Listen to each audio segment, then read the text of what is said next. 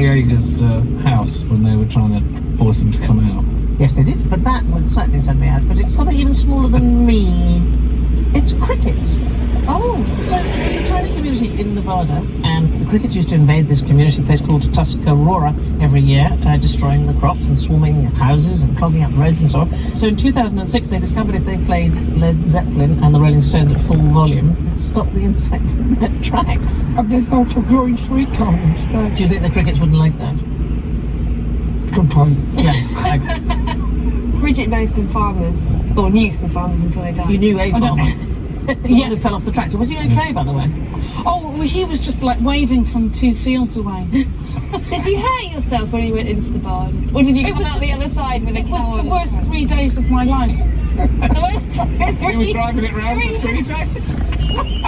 No. 3 days, you couldn't find the brakes. Go round and round like Father Ted. No, I thought there was more to life than working in an office, so I thought, oh, I'll be a farm hand. Just drive for 3 days.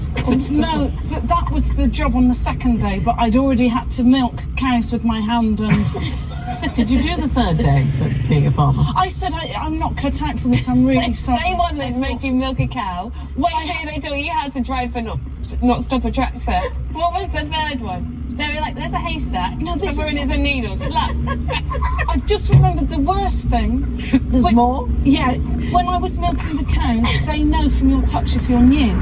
You're in like a swimming pool that doesn't have water in it. They don't let you swim and milk them at the same time. It's just so you're on the level with their feet and you're here going, oh, come on.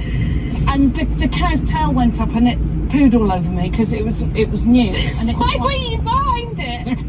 No, I was underneath it. No, but listen, that's not the worst. That's still not the worst bit. The worst bit is that the farmer made me stand in the courtyard while he hosed me down with a hose. That's abuse. That's what I thought, oh, I'm sure it's all off now. Alan. Yeah. What is your buzzer?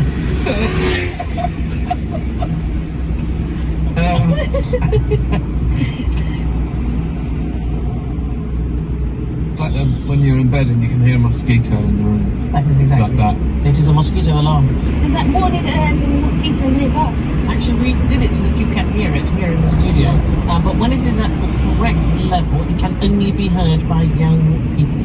Can I play that thing? Yes, only be heard by young people. I've seen this in one of those science shows at Edinburgh. And they go a higher frequency and they say sit down. If you can't hear it, they gradually will sit down, and then there's a few children left, and then they say, right, sit down, and then the last one they do.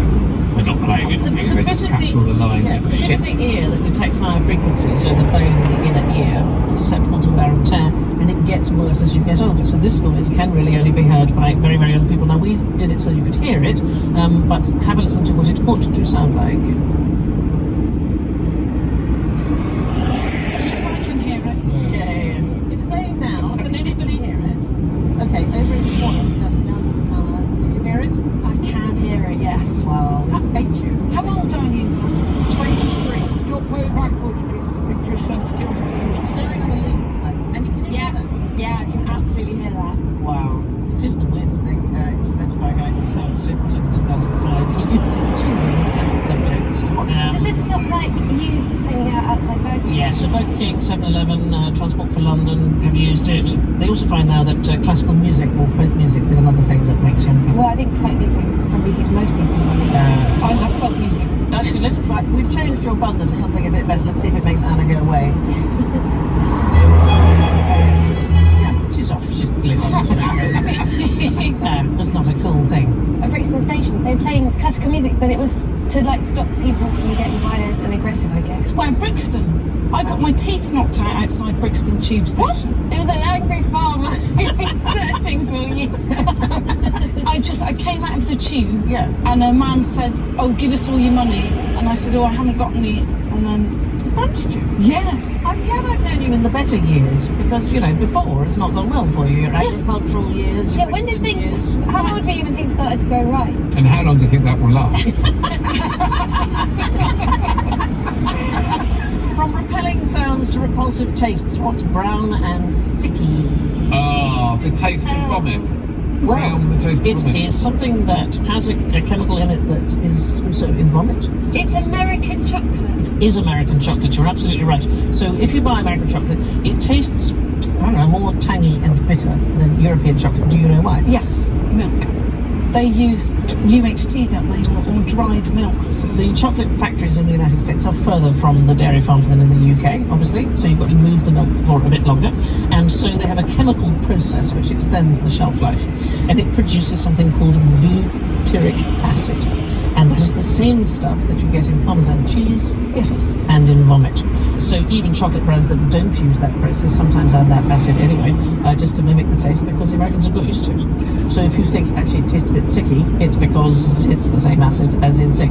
But the American chocolate has a lot more sugar in it, and it has fewer kiko. So it's 20% in the UK, 10% in American That's the fat coming chocolate. to the. You know when you get chocolate and it goes white if you leave it too When you long. find it in the back of a drawer. Yeah. It's the fat comes out of it, rises out of it. I was doing a play once in the West End, and this is in 2003, I think. And an elderly lady came to see it, I think, 4 times. And on the 4th time, she gave me a Kit Kat. I said, "Oh, that's very kind." And the next day, I ate the Kit Kat, and it tasted exactly like an old lady's cupboard. It's not a euphemism. And I looked on the sell-by date, and it was 1998. It was a 5-year-old Kit Kat. I mean, it may have been more. I don't know how long they Do you last. A think couple of she years. bought I it 5 imagine. years ago and thought, I'm saving this She for that? found it in a cupboard. I thought, I'll give that I to that think- bloke who's boring me shitless every night. That bloke. She saw it and she caught her eye. She thought, I know he'll like that. I don't have to build up his trust over a number of years, and then I'll be able to give it to him, and he'll definitely eat it because he'll trust me. But the odour of the old lady's cupboard was unmistakable. I think we're being very mean. Okay. You'll be an old lady Ish. soon. Yes, we will all be and my saying cupboard will you probably smell. smell like that, but they don't at the moment. You smell of But you know old ladies. Cupboard. I've never been less insulted in my life. Hershey's have a history of making chocolate with a bitter taste. In the 1930s, they developed a special bar. It was for the American military, and they wanted it to be deliberately unappealing. Why do you think they might do that? What I'd write. They made shit chocolate and stockings with holes in them. In order to lure the British brides. No, to keep them away from American missiles.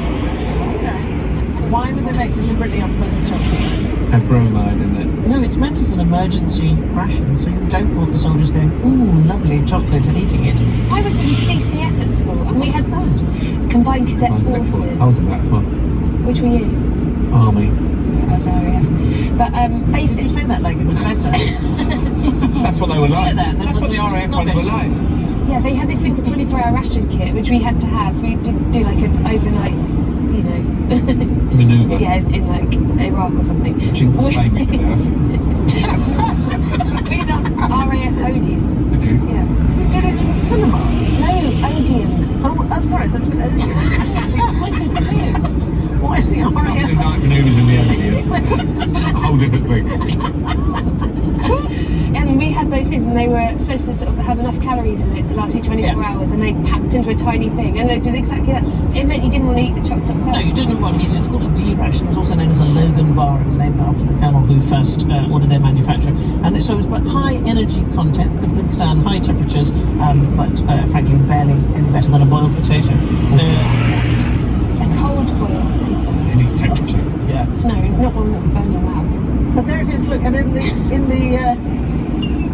the Second World War, they upgraded it to be poison gas proof, and so they packaged every single bar in sort of thick heat seal cellophane. Then they inserted it into a cardboard carton that was glued shut. They covered it in a wax carton that was then placed in a master carton, and all of this was put in a wooden case and nailed shut and kept with steel strips around it, and it was often thrown away unopened because the soldiers hated it so much. They used to call it Hitler's secret weapon because it made them ill. There's definitely been nights I would just have eaten it. It wrought havoc with their teeth and intestines. I know, but even then, there's been nights where I've just been craving chocolate so badly I'd have just eaten it. Just gone for it anyway. Yeah.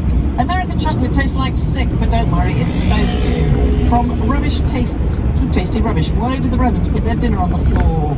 Is it because they were thinking, what would archaeologists like to dig up in the future? Did they stamp it in because they wanted really cheap tiling? Well, they did kind of stamp it in. What they did was they decorated dining room floors with a mosaic of fake litter. It's kind of an early humble brag, if you like. It's called Asarotus Oikos, or unswept room. Basically, the ancient Greeks did it first, and it's discarded leftovers of opulent feasts, so that it looks as though you are incredibly wealthy. So you have grapes, chicken legs, and seafood shells, and stray nuts, and olive pits, and all that kind of things. That's so weird. So that's basically like their equivalent of like Tops Tiles flooring was just putting loads of rubbish on it. Well, if you were rich, so you're saying, I'm so rich I could have thrown all of this stuff on the floor. It's like the equivalent of getting gold teeth for no reason. I've got a gold tooth. Do you want to see it? Yeah. There's like, Oh, that's very impressive. wow. If you have it back there, when you have a little window put in there, so everyone can can see see it. it. When you walk past cash converters, there's your jaw. Let's go back to rim and rubbish. Sorry, I did see a lad in cash converters once. He couldn't have been 15, and he had a sewing machine, and they went, what's your reason for selling it? And he went, unwanted gift. Right, we're going to go to Rome. So we've already covered the fact that Rome's built not on 7 hills but on 8. We did that in the previous series. But that's not counting Monte Testaccio, which is a fantastic... So look at this hill. This hill is 150 foot high. It's in the centre of Rome. It is actually an ancient rubbish dump. It's made from an estimated 25 million shards amphorae. So all the stuff that they kept oil and wine in. Why do you think they dumped it? Why would you not use it over and over again? Play. No, it would get spoiled if you used it too often is the problem. And so they had to get rid of them. They accumulated over 3 centuries. Well, earthen was porous. Yes, so it can't last forever and it smells. They just use one time and then got rid of them. That was the Roman equivalent of Starbucks car park. When they're empty, they weigh about 30 kilograms. When they're full, they weigh more than 100 kilograms, so somewhat heavier than the average British adult male. But they didn't actually dump them in the sense that they didn't just chuck them there. There were people in charge that were carefully smashed and stacked, and some of them were left holes. They were like pillars because they didn't want to have landslides, and then they would sprinkle lime on top of them because the rancid oil had a terrible smell.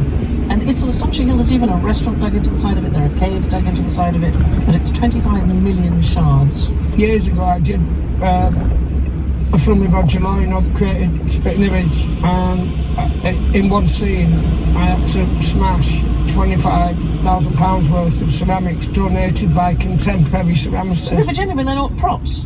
No, they were all donated pieces. But there was a couple there, and I'd love to see what they've done with them. Somebody somewhere will have the most amazing mosaic Oh, wouldn't it be of fantastic? contemporary ceramics. Yeah, because it would be like the park, Gaudi Park in Barcelona, which is all made of bits and Have pieces. you ever listened to The Butterfly Effect Yeah. by John Watson? And he talks about people with really specific fetishes. So, like, one of them was that they sent their stamp collection to 2 porn stars and they just had to burn it on camera. It was like a 40-year collection of stamps, and that's all he wanted, but that was his fetish. And I was just thinking, I think that's my fetish, watching you smash up some vases. How does anybody discover that that's their particular fetish? Yeah, weird, isn't it? There's everything online. I was looking something up about something on. Yeah. If you put Tractor and barn. Yeah. I think it was cheese and teeth or something. No, I came back from Thailand where I had discovered a vegetable that I like very much called morning glory, and I thought, I wonder where you buy that in London. Well, turns out all over. My ex used to, he asked me to go cross-eyed just before he ejaculated. But you know, Well, for a target. in the world of that's too much crosshair, information, isn't it? Bridget, Crosshair. that's right up there on my list. Were you on the phone at the time? I didn't see him after that. Well, not if your eyes are like that. Didn't see anything. He just wanted to pretend he had a twin. How did she get that fetish? I don't know. He just went, "Oh, go cross-eyed, will you, love?" Oh, can you imagine him falling in love online and meeting a cyclops? He'd be gutted. Talking rubbish, and a similar discovery was made in 1897 by these 2 rather marvellous Victorian archaeologists, Bernard Grenfell and Arthur Hunt. I mean, how camp do they look? They're rather marvellous, aren't David they? Beckham on the right. Yeah. Not remotely cross-eyed, they do nothing. They're great. They dug into a sand dune about 120 miles south of modern Cairo, and they found this astonishing rubbish dump More than 500,000 fragments of papyrus generated by an